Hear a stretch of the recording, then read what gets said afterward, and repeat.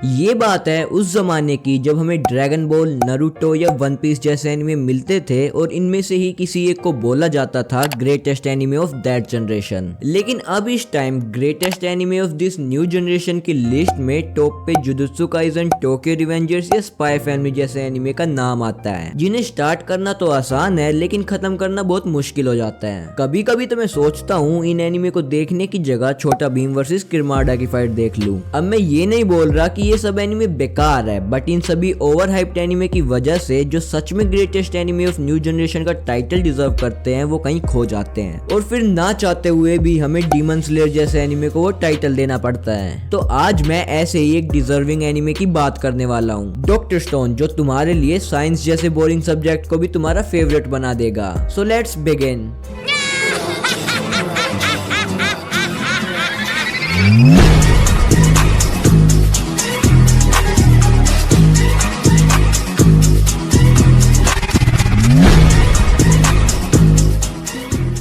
Doctor stone, हमें इस anime के मेन कैरेक्टर इशिगामी सेंकु से मिलवाया जाता है, जिसका आईक्यू हद से ज्यादा है और वो बंदा साइंस का एक्सपर्ट है। एक बार एक शांति भरा दिन चल रहा होता है और ना जाने कैसे बिना किसी वार्निंग के पूरी दुनिया में सभी इंसान स्टोन यानी पत्थर में कन्वर्ट हो जाते हैं। 3700 साल बाद सेंकु किसी तरह वापस इंसान में बदल जाता है। इतने सालों तक इंसान के ना होने की वजह से सभी टेक्नोलॉजी खत्म हो जाती है और पूरी दुनिया में बस पेड़ ही पेड़ होते हैं। अब सेंकु, एक साइंस एक्सपर्ट, डिसाइड करता है कि वो स्टार्टिंग से सभी इंसानी टेक्नोलॉजी को फिर से बनाएगा और ह्यूमन सिविलाइजेशन को वापस लाएगा साइंस का यूज करके। अब ये प्लॉट सुन के मुझे भी ये एनीमे बोरिंग लगा था कि ये क्या टाइम वेस्ट है, लेकिन ट्रस्ट मी, जब मैंने इसका फर्स्ट एपिसोड देखा तभी मैं समझ गया था ये एनीमे कुछ हटके होने वाला है। हमें सेंको की एक अमेजिंग जर्नी दिखाई गई है। उसके सामने बहुत सारे क्वेश्चंस है कि जैसे ह्यूमैनिटी का रीसेट बटन किसने दबाया, पूरी दुनिया पत्थर में कैसे बदली, वो सबको पत्थर से बाहर कैसे निकालेगा, क्या उसके अलावा कोई और भी जिंदा है, वगैरह वगैरह। ये सब सवाल का जवाब एनीमे देखकर ही मिलेगा।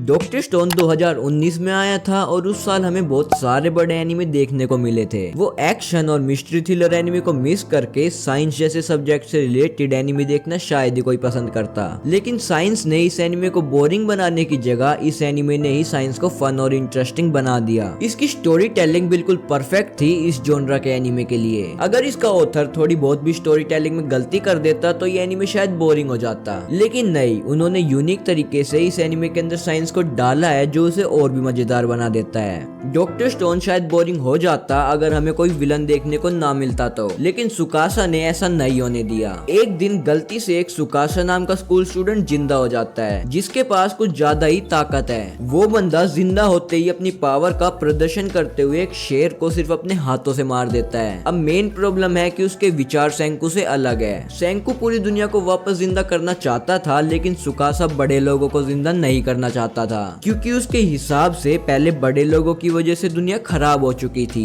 एनवायरनमेंट में पोल्यूशन हो गया था, वॉर होती थी और गरीबों के साथ नाइंसाफी होती थी, और अगर वो उन्हें जिंदा करेंगे तो ये दुनिया फिर से बेकार हो जाएगी। इन्हीं डिफरेंट थॉट्स की वजह से उनके बीच लड़ाई हो जाती है। सेंको के पास सुकासा से आधी भी पावर नहीं थी, लेकिन उसके पास था दिमाग। ये एक परफेक्ट मैच था विलन और हीरो का। एक के पास दिमाग तो एक के पास ताकत। अब कौन जीतेगा वो देखने लायक है। सेंकु और सभी शोनन मेन कैरेक्टर से डिफरेंट है। उसके पास कोई एक्स्ट्राऑर्डिनरी पावर नहीं है और ना ही वो पावरफुल बनने के लिए ट्रेनिंग करता है। वो बस एक नॉर्मल लड़का है जो साइंस के पीछे पागल है। वो अपने साथ और लोगों को जोड़ता है और बनाता है किंगडम ऑफ साइंस। जो चीज डॉक्टर स्टोन को सभी पॉपुलर एनिमे से डिफरेंट बनाती है वो है कि इस एनिमे के अंदर सभी कैरेक्टर का कुछ ना कुछ रोल है। मतलब तुम्हें ऐसा नहीं लगेगा कि ये कैरेक्टर जबरदस्ती इस एनिमे के अंदर डाल दिया गया है। ऑडियंस किसी न किसी तरह से सभी कैरेक्टर से कनेक्ट हो जाती है। अब ये मत सोचना कि एनिमे साइंस पर बेस्ड है तो इसके अंदर एक्शन नहीं देखने मिलेगा। डॉक्टर स्टोन के अंदर बहुत सारी फाइट्स देखने के लिए मिलती है और हर एक काफी इंटेंस होती है। हर बार हमारे हीरोज कुछ ना कुछ इंपॉर्टेंट दांव पर लगाकर लड़ते हैं, और जब भी हमारे हीरोज कुछ नई चीज बनाते हैं तो उसकी प्रोसेस किसी इंटेंस फाइट से कम इंटरेस्टिंग नहीं होती। कैसे वो लोग अपनी जान पर खेलकर सामान इकट्ठा करते हैं, मिनरल्स लेकर आते हैं और फेल होने के बाद भी हार नहीं मानते और कोई अलग रास्ता ढूंढते हैं इन्वेंशन करने के लिए, वो सब काफी मजेदार है।